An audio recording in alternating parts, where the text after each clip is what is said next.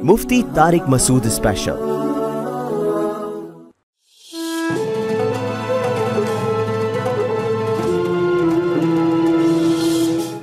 बिस्मिल्लाहिर्रहमानिर्रहीम। अस्सलामु अलैकुम ख़वातीन व हज़रात, मैं आपका मेज़बान आसिफ़ इकबाल अपने मौज़ूज़ मेहमानों के साथ।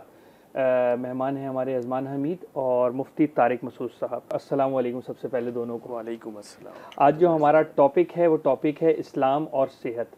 सेहत कितनी ज़रूरी है इस्लाम में, या सेहत से क्या क्या फ़वाइद हासिल होते हैं और सेहत क्यों ज़रूरी है, ये सारी चीज़ें मुफ्ती तारिक मसूद साहब के जो है इनके अपने चैनल पे भी हम सुनते रहते हैं और बड़े मज़े की जो है वो बातें करते हैं सेहत से मुतालिक। तो आज उनसे हम लाइवली पूछेंगे कि मुफ्ती साहब, सेहत जो है वो क्यों ज़रूरी है एक इंसान के लिए और स्पेशली एक मोमिन के लिए, कि वो सेहत अपनी अच्छी रखकर किस तरह से चीज़ों में बेहतरी ला सकता है। बिस्मिल्लाहिर्रहमानिर्रहीम। देखें, पहली बात तो ये कि इस्लाम में सेहत की वैल्यू बहुत ज़्यादा है। रसूलुल्लाह सल्लल्लाहु अलैहि वसल्लम की हदीस है, अल-मुमिनुल क़विय्यु खैरुम मिनल मुमिनिज़ ज़ईफ़। ताकतवर मोमिन, एक हदीस में खैर है, एक में है अहब्बु इलल्लाह, कि ताकतवर मोमिन अल्लाह को ज़्यादा महबूब है कमज़ोर मोमिन से। इस हदीस से साफ पता चलता है कि हमें एक पावरफुल होना चाहिए, मुआशरे का एक सेहतमंद फ़र्द बनना चाहिए। दूसरी बात यह कि कुरान और सुन्नत में जहाँ भी जिन खुराकों का तज़किरा किया, जिस लाइफ स्टाइल का तज़किरा किया गया है, वो सारी चीज़ें सेहत की बेहतरी का ज़रिया बनती हैं। इससे भी हमें ये पता चलता है कि इस्लाम सेहत के हवाले से बहुत हसास है। इस्लाम चाहता है कि मुस्लिम कौम की सेहत अच्छी हो, सेहत को फ़रोग़ हो मुआशरे में। आप कुरान मजीद की खुराकों को देख लें, जिन खुराकों का कुरान तज़किरा करता है, कहीं भी पान गुटके का, चाय का तज़किरा नहीं आता उसमें है भाई। अनार का, अंगूर का, खजूर का, दूध का, जैतून का, इन फलों का ना सिर्फ, इन चीज़ों का ना सिर्फ तज़किरा है बल्कि इनकी तारीफ़ें की गई हैं। बिल्कुल ऐसे ही तारीफ़ की गई है। वह तीनी व ज़ैतून, कुरान इंजीर और जैतून की कसम उठा रहा है। यानी अहमियत दी जा रही है ना इन चीज़ों को, तभी तो कस्में उठाई जा रही हैं इन चीज़ों की। तो इसका मतलब अल्लाह ताला इन चीज़ों को हाईलाइट कर रहे हैं, इनको नुमाया कर रहे हैं। और आज मेडिकल साइंस ये कहती है कि ये बेइंतहा मुफीद है इंसानी सेहत के लिए, ये तमाम की तमाम चीज़ें। तो इससे सेहत की यानी हमें वैल्यू का अंदाज़ा होता है कि ताकतवर मोमिन कमज़ोर से ज़्यादा महबूब है। और इसकी वजह भी वाज़ेह है कि अगर मुआशरे में सेहतमंद अफराद होंगे तो मुआशरा हर लिहाज से तरक्की करता है। अगर आप बीमार होंगे, सेहतें अच्छी नहीं हैं, ज़ाहिर है आप एक मुआशरे में, एक घर में बीमार आदमी बेचारा क्या कर सकता है, वो सिवाय रेस्ट के और कुछ भी सिवाय रेस्ट के बल्कि तो दूसरों पे बोझ बन जाता है आदमी। तो इसलिए अपनी सेहत का बहुत ज़्यादा ख्याल करना चाहिए, इसको मज़हब का हिस्सा समझना चाहिए। और जैसे मैं कहता हूँ ना कि एक परेशानी वो जो अल्लाह की तरफ से हो, और एक वो जो आपके खुद पैदा करता है। जो अल्लाह की तरफ से है उसमें सब्र पे सवाब भी मिलता है, दर्जात की बुलंदी भी होती है, सब्र की तौफीक भी मिलती है। और एक परेशानी जो आपकी अपनी हमाकतों के नतीजे में हो, वो अल्लाह की रहमत नहीं है, वो अल्लाह की तरफ से आजमाइश है। तो सेहत अगर आपकी ख़राब हुई है, अल्लाह की तरफ से बाज़ दफ़ा बीमारी आ जाती है, इंसान कुछ नहीं कर सकता। उस बीमारी में आपको अजर भी मिलेगा, सवाब भी मिलेगा, दर्जात भी बुलंद होंगे। लेकिन आजकल जो ज़्यादातर बीमारियां हैं वो हमारी अपनी हमाकतों की पैदावार है। तो उस पर हमें शायद गुनाह मिले, सवाब शायद ना मिले हमें। अच्छा साहब, यहाँ पर एक कॉलर हमारे साथ मौजूद है। कौन साहब, कहाँ से बात कर रहे हैं? अस्सलाम वालेकुम। जी वालेकुम सलाम। सर, मैं औरंगी टाउन से बात कर रहा हूँ, इमरान अली। जी अपना सवाल करें, बिल्कुल सवाल करें, सुन रहे हैं मुफ्ती साहब। हजरत से सवाल ये है कि इस्लाम में जो हम कैलुला करते हैं दोपहर के खाने के बाद, ये सेहत के लिए हमारा यानी कैसा है? ये कैलूला तो सेहत के लिए बहुत ही, हदीस में आता है कि कीलू फ़इन्न शैतान अला यकील, कैलूला किया करो, इसलिए कि शैतान कैलूला नहीं करता, वो सारा दिन 24 घंटे जागता ही रहता है। दोपहर खाने के बाद सोने का नबी सल्लल्लाहु अलैहि वसल्लम ने हुक्म दिया है। सहाबा सारे के सारे दोपहर खाने के बाद आराम किया करते थे, ख़ुद पैगम्बर सल्लल्लाहु अलैहि वसल्लम कैलूला किया करते थे। मुस्लिम कौम हमेशा से इस सुन्नत को पूरी करती आई है। इससे आपका दिमाग फ्रेश होता है, आपकी एनर्जी, यानी जो लेवल सुबह फजर के वक्त था आप उसी ग्राफ पे पहुंच जाते हैं।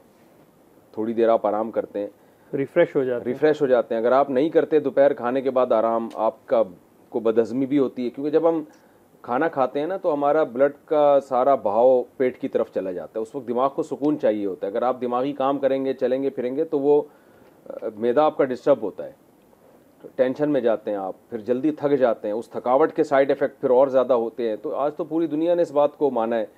चाइना में बाकायदा कैलूले का टाइम दिया जा रहा है, दफ्तरों में, स्कूलों में बच्चों को टाइम दिया जा रहा है। तो दुनिया अब आहिस्ता आहिस्ता इस तरफ आ रही है। तो ये नबी सल्लल्लाहु अलैहि वसल्लम की तालीमात हैं। मुस्लिम उम्मा हमेशा से इस पर अमल करती आई है। आज़मान भी कुछ आप पूछना चाह रहे थे? बिस्मिल्लाहिर्रहमानिर्रहीम। मुफ्ती साहब, ये पूछना है आपसे कि मौत का जब वक्त एक मुकर्रर है तो फिर क्यों सेहत के लिए एक सेहत फिर जैसी भी हो उसमें कोई वो मतलब हमें इससे कोई फ़र्क नहीं पड़ना चाहिए? सेहत का जो ख्याल रखें, जो इतना इस पर मेडिकल और इस्लाम, ये लोग सवाल अक्सर करते हैं कि जब मौत का एक वक्त मुतय्यन है तो हम सेहत का ख्याल रखें ना कर रखें, मरना तो हमने उसी टाइम पर है। देखिए, मौत का वक्त यकीनन मुतय्यन है, लेकिन उसके असबाब भी मुतय्यन है, वो भी तयशुदा है। अल्लाह का इल्म कामिल है, इसी का नाम तकदीर है। अल्लाह ने तकदीर में लिखा होता है कि ये आदमी अपनी सेहत का ख्याल नहीं करेगा, ये सुबह सुबह कई पराठे फोड़ेगा, ये दोपहर भी पेट भर के खाएगा, रात भी पेट भर के खाएगा, रात 2-2, 3-3 बजे खाना खा के सोएगा, और कोई एक्सरसाइज का मामूल नहीं होगा, और मुरगन ग़िज़ाएँ खा के सोएगा। कोलेस्ट्रॉल लेवल इसका हद से तजावुज़ कर जाएगा, इसकी दिल की बॉलें बंद हो जाएंगी, और 40 साल में इसका इन्ना लिल्लाह हो जाएगा। तो ये सब चीज़ें अल्लाह के इल्म में पहले से हैं। तो मौत का वक्त अगर मुतय्यन है तो उसकी रीज़न भी लिखी हुई होती है कि ये मरेगा इतने साल में, और उसकी वजह ये होगी कि सेहत का ख्याल नहीं करेगा। तो बहुत कम लोग ऐसे होते हैं जिसके बारे में अल्लाह ने लिखा हुआ होता है कि ये सेहत का ख्याल करेगा फिर भी मर जाएगा, जल्दी कोई हादसे से मर जाएगा या अल्लाह उसको मार देंगे। तो जहाँ तकदीर में रिजल्ट लिखा होता है ना, उसकी वजूहात भी लिखी हुई होती हैं। तो हमें नहीं पता कि हमारे लिए क्या लिखा हुआ है। देखिए, हमने सुबह नाश्ता या सुबह सहरी की है ना, तो हमें तो नहीं पता था तकदीर में सहरी लिखी है कि नहीं लिखी, तो हमने करके देखा तो पता चल गया कि लिखी हुई है। तो तकदीर का इल्म पहले से नहीं होता, करने के बाद पता चलता है। तो जो लोग सेहत का ख्याल करते हैं उनकी उम्रें लंबी होती हैं। जब उम्रें लंबी होती हैं तो फिर हमें लंबी उम्र होने के बाद पता चलता है कि इसकी उम्र अल्लाह ने लंबी लिखी हुई थी, और क्यों लिखी हुई थी उसकी वजह भी लिखी हुई थी कि ये अपनी सेहत का ख्याल करेगा। तभी तो आप देखें ना, खुदकुशी करने वाले को क्यों आखिरत में सज़ा मिलेगी? वो भी तो ये कह सकता है अल्लाह मेरी उम्र ही इतनी थी। अब जैद जो है बकर को कत्ल कर देता है, आप जैद को पकड़ के फांसी के फंदे पे लेके जाते हैं, वो कहता है भाई बकर की तो उम्र ही इतनी लिखी हुई थी। हम कहेंगे यकीनन लिखी हुई थी, लेकिन तुझे किसने बताया था कि इसकी उम्र इतनी लिखी हुई है? आपको तो नहीं तकदीर का इल्म था ना, बिल्कुल, ये तो अल्लाह को पता था, आपको थोड़ी था। आपको सज़ा इस बात की दी जा रही है कि जो चीज़ आपके इल्म में नहीं है उस पर अमल क्यों, आप उस पर कैसे अमल कर रहे हैं। और फिर भी बात उसकी समझ में ना आए ना, तो उससे कहते हैं ठीक है हम आपको लटका देते हैं फांसी के फंदे पे। आपकी तकदीर में भी अगर लिखा हुआ था तो मर जाओगे, नहीं लिखा हुआ था तो नहीं मर जाओगे। अच्छा, तो तकदीर एक ऐसा इल्म है जो अल्लाह के साथ खास है। बिल्कुल, हमने वो करना है जो हमारी समझ में आ रहा है। हदीस में आता है जो रिश्तेदारी जोड़ता है, मन अहब्बा अन युनसा लहू असरुहु फल यसिल रहिमहु, जो चाहता है कि उसकी उम्र लंबी हो जाए उसे चाहिए रिश्तेदारी जोड़े। तो जैसे उम्र को बढ़ाने के जिस्मानी असबाब होते हैं, रूहानी असबाब भी होते हैं। जिस्मानी सबब ये कि सेहत का ख्याल रखें, रूहानी सबब ये कि रिश्ते आपस में जोड़ें, रिश्तेदारों के साथ अच्छा सलूक करें। तो हदीस में आता है उसकी उम्र लंबी होगी। यहाँ भी ये इश्काल हो सकता है कि उम्र तो एक तयशुदा है, तो वो जिसके बारे में अल्लाह को इल्म में होता है कि रिश्तों को जोड़ेगा, अल्लाह पहले ही उसकी उम्र लंबी लिख देते हैं कि इसकी ये अमल करेगा लिहाजा इसकी उम्र लंबी होगी। लेकिन हमें नहीं पता कि है या नहीं है, तो हमने असबाब इख्तियार करने। तो मुफ्ती साहब, क्या अच्छे अमल से सेहत बढ़ती है और ख़राब अमल से सेहत खराब? बिल्कुल 100% ऐसा है। बुराइयों से आपकी सेहत खराब होती है, क्योंकि बुराई से इंसान का ज़मीर, देखें बुराई इंसान की नेचर नहीं है। हदीस में आता है जब भी कोई गुनाह करता है ना, आपके दिल पे एक सियाह नुक्ता लग जाता है। वो क्या है? आपका दिल काला होना शुरू होता है। बुरे लोग अक्सर स्ट्रेस में, डिप्रेशन में होते हैं। हराम कमाने वालों के पास पैसा ज़्यादा आ जाता है, सुकून कभी नहीं देखा आपने उनके पास। मैं तो ये प्याज टमाटर वालों को देखता हूँ कैसे सुकून से सोते हैं, कैसे सुबह से आवाज़ें लगा रहे होते हैं, जहाँ दिल चाहे बिस्तर लगा के सो जाते हैं, जहाँ दिल चाहता है खाना खाते हैं, उनसे अच्छी नींद ले रहे होते हैं। हमारे घर में एक मजदूर काम करते थे, वो बेचारे सुबह शाम ना थके हुए होते थे, शाम को वो जा रहे होते थे, वो घर का फर्श बन रहा था, तो मैंने मज़दूरों को देखा वो शाम को ना फर्श पे बड़ी रगड़ाई कर रहे हैं ना, वो क्या कहते हैं उसको, वो जो इंस्ट्रूमेंट होते हैं इनके, तो नाम भी रेगमाल से नहीं, वो एक जो तो उनसे वो जो फर्श की जो घिसाई कर रहे होते हैं उसको प्लेन मार्बल की जो पॉलिश कर रहे होते हैं। तो ऐसे खुशो खुर्रम ना, मैंने कहा यार तुम लोग बड़े खुश रहते हो। अच्छा, वो मस्ती में बड़े आए हुए होते थे मजदूर ना शाम के वक्त। मैंने उनसे कहा यार ये फर्श जो है ना ऐसा हो कि बिल्कुल प्लेन हो, इसमें चिकनाहट हो। तो कहने लगे ठीक है, इसमें चिकनाहट के लिए आप 2 किलो नारियल का तेल ले आए ना बाजार से जाके। मैं सीरियस हो गया, मैंने कहा क्या कह रहे हो, नारियल का तेल तो हमने कभी नहीं देखा। कह रहे नहीं आप 2 किलो नारियल, वो मस्ती में आए हुए थे असल में। कह रहे मौलवी साहब जरा 2 किलो नारियल का तेल लाओ, फर्श में डालेंगे जरा चिकना फर्श हो जाएगा। उसके सब गिर मैंने कहा यार ये पता नहीं क्या कह रहे हैं, पता चला जी मजाक कर रहे हैं। तो मैंने कहा यार आप लोग इस टाइम पे बड़ी मस्ती में होते हो। कहते हैं यार सुबह के थके मांदे हैं, अभी हम शाम को जाएंगे, नहाएंगे, बच्चों के साथ बैठेंगे, खाना खाएंगे, सुकून की नींद सोएंगे। तो मैं कहता था यार इनकी लाइफ देखो, और मैंने बड़े बड़े दौलतमंदों को भी देखा है, बेसुकून है, टेंशन में। सब एक कॉलर है हमारे साथ मौजूद, अगर उनके उसूल और ज़ाब्ते कुछ और ही होते हैं। जी कौन साहब कहाँ से? जी मैं सईद बात कर रहा हूँ लाहौर से। जी सईद भाई अस्सलाम वालेकुम। वालेकुम अस्सलाम। मुफ्ती साहब बैठे हैं, उनसे सवाल है कि जो बहुत से लोग ये मानते हैं कि जो भी, और इसके बारे में ये पूछना कि ये दुआ करनी चाहिए कि या अल्लाह जो भी दुख तकलीफ और जो मसाइल हमें, जो सज़ा है हमारे अमाल की दुनिया में मिल जाए, और वहाँ ताकि हम जाएं तो सुरखरू हो जाएं वहाँ, ताकि आगे वाली ज़िंदगी हमारी बेहतर होगी। ऐसी दुआ करना चाहिए, आखिरत बेहतर हो जाए उनकी। जो अमल है ये दुआ मांगनी चाहिए। ये नहीं मांगनी चाहिए कि अल्लाह जो तकलीफें हैं दुनिया में दे दे, आखिरत में कुछ ना दे।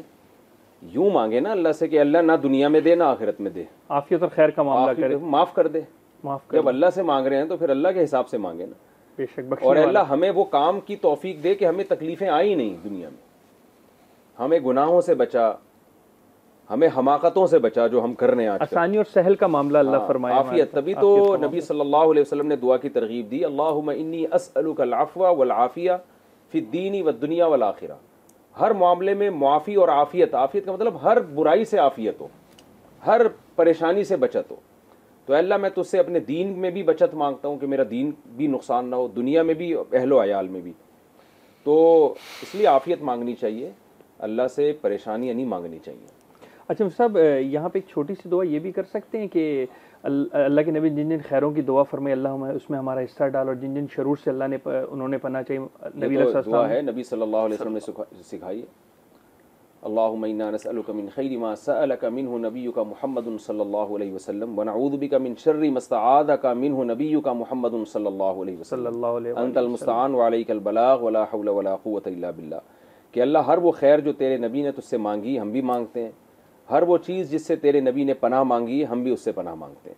तो एक जामे दुआ है। मुफ्ती साहब यहाँ पर थोड़ा सा एक पर्सनल सवाल, वो ये कि आपकी सेहत का क्या राज है, और दूसरा ये कि इस्लाम ने, पहले आप ये दे दें और ऐड ऑन कर दें, आप ज़रा कुछ कहना चाहते हैं? साहब मैंने अक्सर देखा है कि जो एक से ज़ायद शादीशुदा हजरात होते हैं उनकी सेहत बहुत अच्छी होती है, और माशाल्लाह आपसे क्योंकि इससे रिलेटेड है तो आपका तो माशाल्लाह एक से ज़ायद शादी है, तो क्या वजह है माशाल्लाह ये इस चीज़ का कि इस्लामी उसमें है, या कोई क्या चीज़ है जिससे मतलब ये सेहत माशाल्लाह बहुत अच्छी है? देखें मैं तो नहीं कहता कि मेरी सेहत बहुत अच्छी है, नॉर्मल जैसे सब हैं ऐसे ही मैं भी हूँ।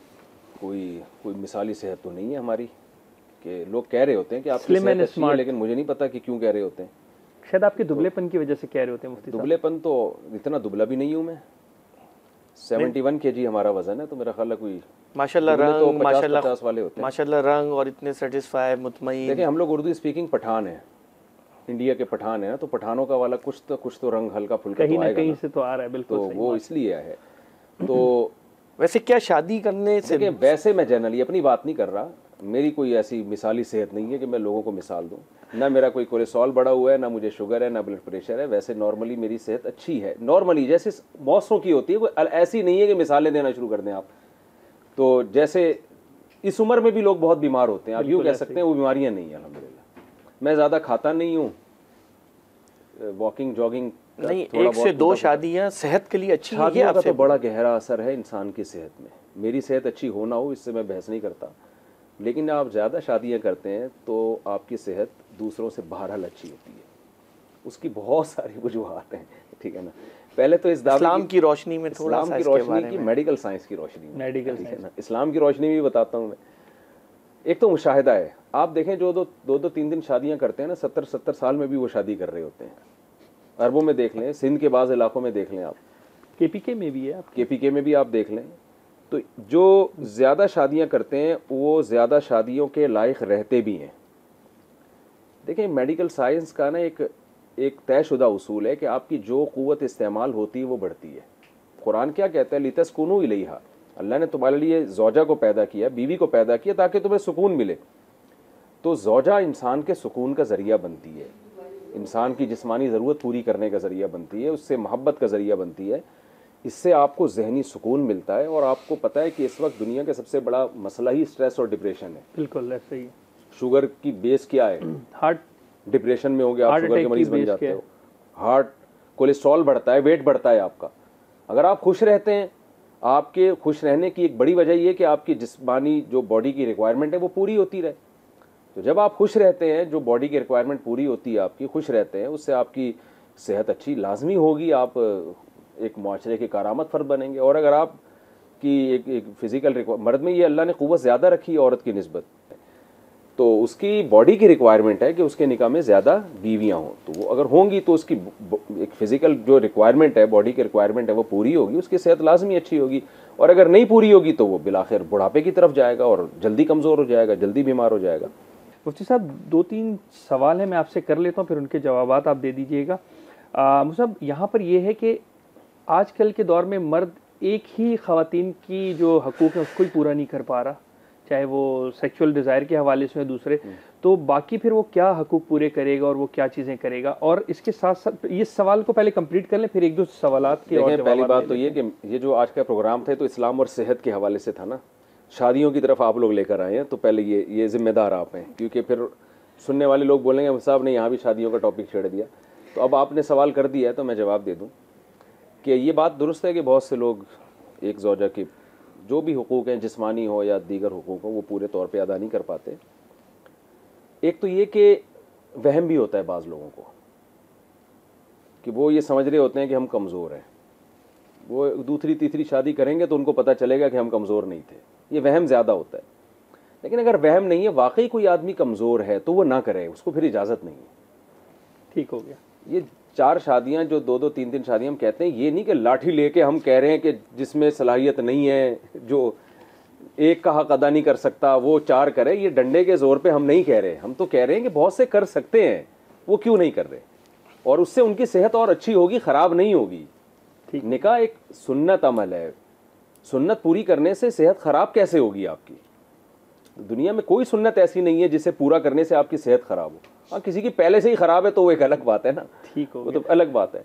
तो मेरा ख्याल है ये शादियों का टॉपिक को शादियों के वाले उसके लिए रखते हैं, हम सेहत के हवाले पे आ जाते हैं। सब यहाँ पर एक छोटा सा सवाल आपसे है कि पैगंबर इस्लाम नबी अलैहिस्सलाम ने किन किन चीज़ों को बेहतर किया है सेहत के लिए खाने में, और किन किन चीज़ों से नबी अलैहिस्सलाम ने भी मना फरमाया हलाल होने के बावजूद। और यहाँ पर लिबरल एक सवाल करते हैं कि खंजीर के गोश्त में बहुत सलाहियत है, बहुत प्रोटीन है, बहुत सारी चीज़ें हैं, तो जब इस्लाम ने हलाल और हराम की कोई लिस्ट दी नहीं है कुरान और हदीस में, तो फिर किस तरह से इसको मना फरमाया गया? इससे जुड़ी हुई कितनी चीज़ें हैं जिसको मना फरमाया गया? ये जो लिबरल लोगों का सवाल है ना कि खंजीर के गोश्त में तो प्रोटीन होते हैं, कुत्ते में भी प्रोटीन होते हैं, बिल्ली में भी प्रोटीन होते हैं, चूहे में भी होते हैं।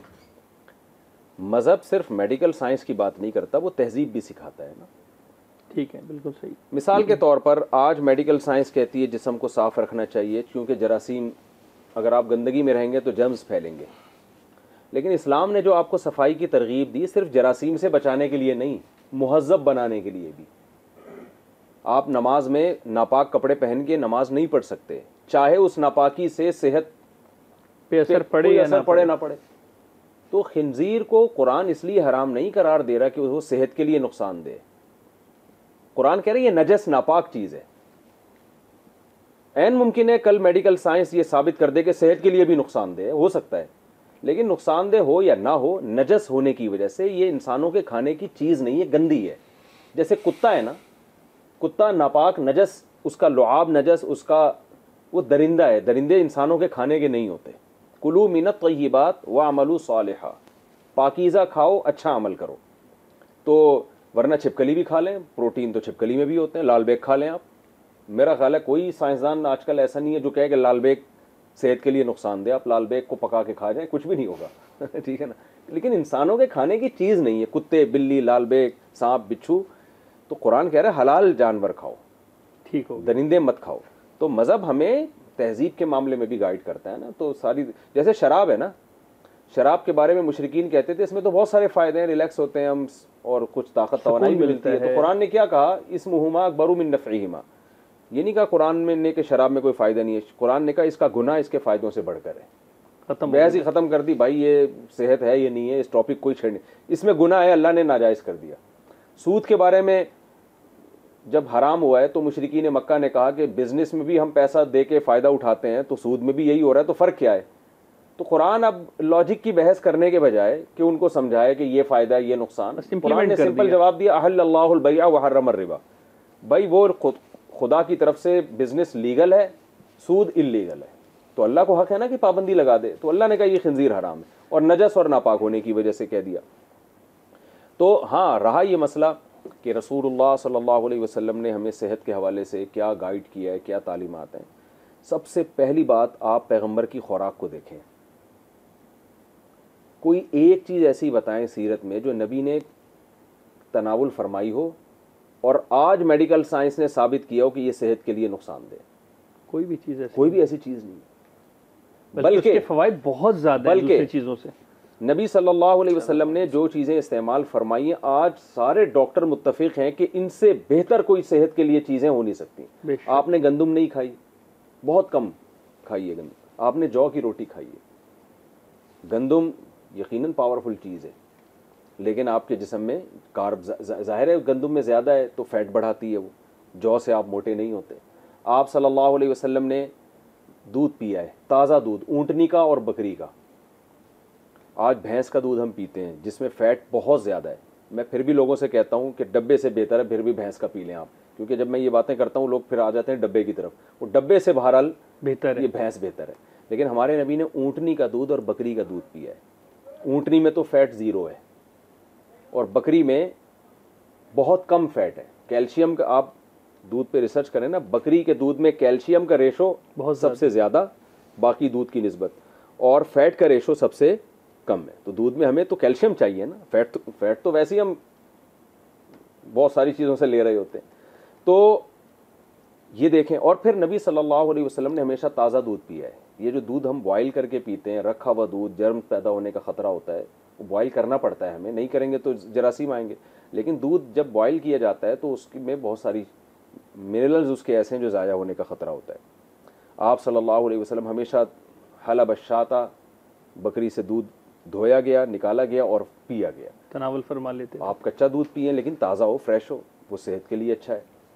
नबी ने एक खुराक खाई है हमेशा, यानी मिला मिला के नहीं, हम तो खिचड़े बना के खा रहे होते हैं ना 20-20 चीज़ें बुफे स्टाइल में। हाँ, आप सल्लल्लाहु अलैहि वसल्लम खजूर तनावुल फरमाया करते थे। खजूर है तो सिर्फ खजूर है, दूध है तो सिर्फ दूध है। तो चावल नहीं खाए, अरब में चावल नहीं थे। आज सब डॉक्टर कह रहे हैं भाई चावल को खुराक में कम करें आप। चावल में ज़ाहिर है कोई प्रोटीन नहीं है, कोई विटामिन्स नहीं है, चावल सिर्फ फैट है, कार्बोहाइड्रेट है। तो देखें अब कैसे दावतों में चावल फोड़ते चले जा रहे हैं। तो फिर नबी सल्लल्लाहु अलैहि वसल्लम ने कम खाया, आपने अनार खाने की तरगीब दी। फलों में बेहतरीन फल है अनार। हम फल भी वो खा रहे हैं जो फैट जिनमें, यानी जो कार्ब जिनमें ज़्यादा है, जो हमारे जिस्म में कार्बोहाइड्रेट यानी एनर्जी बहुत ज़्यादा मिल जाती है हमें उससे और यूटिलाइज होती नहीं है, बीमारियां पैदा हो रही हैं, मोटापा आ रहा है। हमें हदीस हमने पढ़ी थी कि एक बादशाह ने जो है ना नबी सल्लल्लाहु अलैहि वसल्लम की खिदमत में एक हकीम भेजा। अरब में ज़ाहिर है एजुकेशन नहीं थी तो हिकमत और इल्म तिब नहीं था, तो फ़ारिस से कोई हकीम आया कि भाई सहाबा के नबी सल्लल्लाहु अलैहि वसल्लम के साथियों में कोई बीमार होगा तो ये इलाज करेगा। जैसे होता है ना कोई गवर्नमेंट डॉक्टरों को भेजती है फ़लाँ इलाके में जाएं, कैंप लगाएं। तो वो हकीम सारा दिन बैठ के मक्खियाँ मारता रहता था हमारे उस्ताद से ये हदीस सुनाते ना, वो इसी तरह सुनाते थे। ज़ाहिर हदीस के अल्फाज ये नहीं है कि मक्खियाँ मारता था, लेकिन हमारे टीचर ने जब ये हदीस सुनाई तो उनका स्टाइल यही था, तो हमें हंसी आई। तो मैं भी जब भी ये हदीस सुनाता हूँ इसी तरह सुनाता हूँ कि वो हकीम सारा दिन बैठ के मक्खियाँ मारता रहता है, कोई पेशेंट ही नहीं आता था। तो बड़ा परेशान हुआ कि ये लोग बीमार क्यों नहीं होते। तो उसने जब तहकीक की, पता चला जब तक शदीद भूख ना लगे ये खाते नहीं हैं, और खाते हैं तो थोड़ी सी भूख छोड़ के खाना बस कर देते हैं। 1/3। जब तक शदीद भूख ना लगे खाते नहीं हैं, और खाते भी इतना नहीं है कि मुकम्मल भूख ख़त्म कर दें, थोड़ा सा भूख को बाकी रख के निवाला छोड़ देते हैं। तो ये भी नबी सल्लल्लाहु अलैहि वसल्लम की तरगीब है। आपने फरमाया बदतरीन बर्तन जो भरा जाए ना वो आपका मैदा है।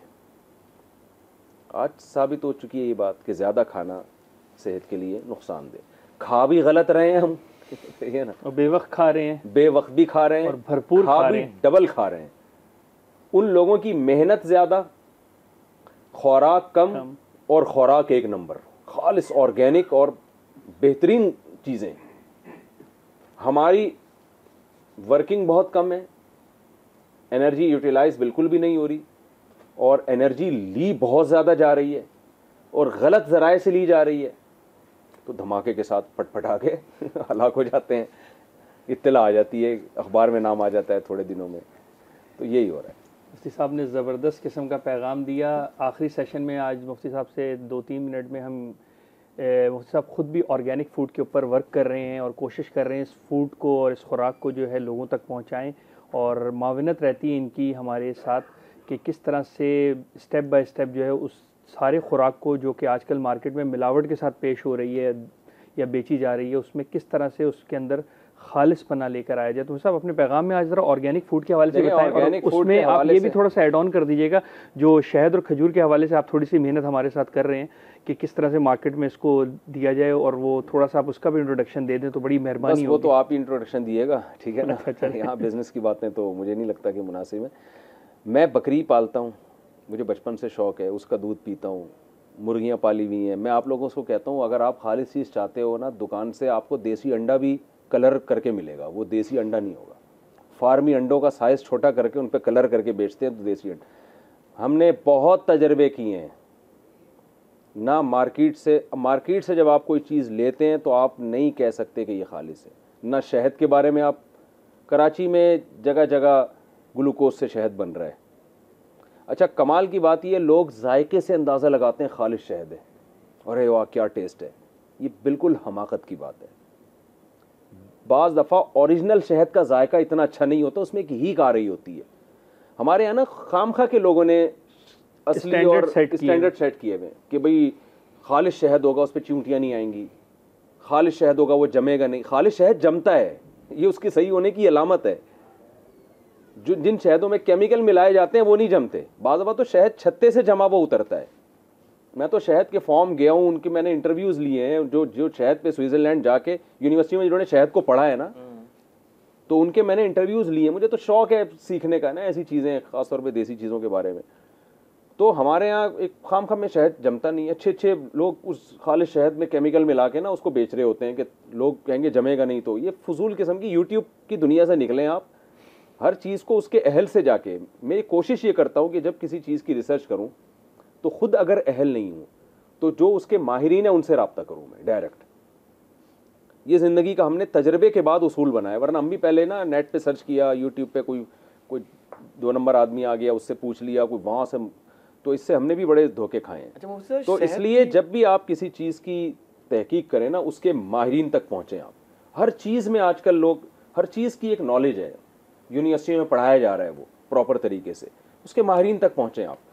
तो शहद में भी ये फजूल किस्म की बातें हैं। शहद भी आप जब तक जो है ना बहुत ही कोई काबिल एतमाद ना उस न लें, या खुद छत्ते से जाके तोड़। अच्छा, लोग ये कहते हैं छत्तों में, एक साहब कल मुझे कहने लगे मैं तो भाई खालिस छत्ता खरीदता हूँ, मक्खियों समेत। मक्खियों समेत तो नहीं, छत्ता खरीदता हूँ।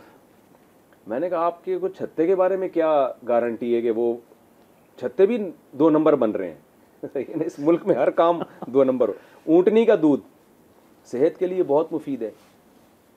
ऊँटनी खड़ी भी होगी वहाँ पे, दूध निकाल के दे रहा होगा आपके सामने, आप यकीन से नहीं कह सकते कि मैं जो पी रहा हूँ ये खालिस है। मेरे साथ धोखे हुए हैं। मैं गया ऊँटनी का दूध पीने के लिए, मेरे सामने दूध निकाला, पहले तो बाल्टी में जो था वो देने लगा मुझे। मैंने कहा देखो मैं आपको डबल पैसे दूंगा, मुझे बाल्टी का यकीन नहीं है कि ये खालिस है या नहीं है। मेरे सामने निकालो। मान नहीं रहा था, उसने कहा नहीं मैं निकालूंगा। उसने कहा नहीं ये खालिस है। मैंने कहा भाई मैं कह रहा हूँ आप मेरे सामने दूध निकाल के मुझे दो। तो वो क्या थे, एक मर्द और एक औरत, वो जो झुग्गियों में रहते हैं ना, वो ऊंटनी के करीब गए और निकालने लगे। मुझे शक हुआ यार ये इतना झुक के क्यों निकाल रहे हैं। अब जाहिर है खातून होने की वजह से हम करीब भी नहीं जा सकते उनके। वो कहेंगे भाई ये एक अदब इंसान को हया आती है। दूध निकाला, मैंने जब पिया है तो बिल्कुल पतला। मैं घर भी लेकर आया, एक एक गिलास भर के सब बच्चों को पिलाया, काफ़ी उन्होंने दूध दिया। मैंने कहा यार ये तो बिल्कुल ही पिए जा रहे हैं पानी की तरह। मैंने अगले दिन आके उससे पूछा, मैंने कहा तुमने क्या पिलाया है? कह रहे हैं ऊँटनी का ऐसा ही होता है। मैंने कहा ऐसा नहीं है भाई। फिर तहकीक के बाद पता चला उन कमबख्तों ने यहाँ पे एक पंप सा लगाया हुआ होता है, पाइप। वो जब दूध यूं करके निकालते हैं ना तो यूं मारते हैं हाथ, यहां से पानी की बोतल से पानी पुश होके उसमें शामिल हो रहा होता है। तो कुछ वहां से निकल रहा है, कुछ यहां से निकल रहा है। ओके, इतना धोखा है। फिर हमें दोबारा फिर मैंने छोड़ दिया। मैंने कहा यार लो ही नहीं यहां से। फिर हमें ख्याल आया कि यार पीते हैं ऊँटनी का दूध। मैं लोगों को बता रहा हूं कि जब तक आप जानवर खुद पाल के थोड़ा सा हिम्मत करके पाल लें, जानवर से कोई आपकी पर्सनैलिटी पे फर्क नहीं पड़ेगा। इसके बगैर आपको ऑर्गेनिक चीज नहीं मिलेगी मार्केट से। ठीक हो गया। मैंने क्या किया, मैंने दोबारा फिर कई साल के बाद मैंने कहा यार दोबारा ट्राई करते हैं, शायद अब मिल जाए खालिस।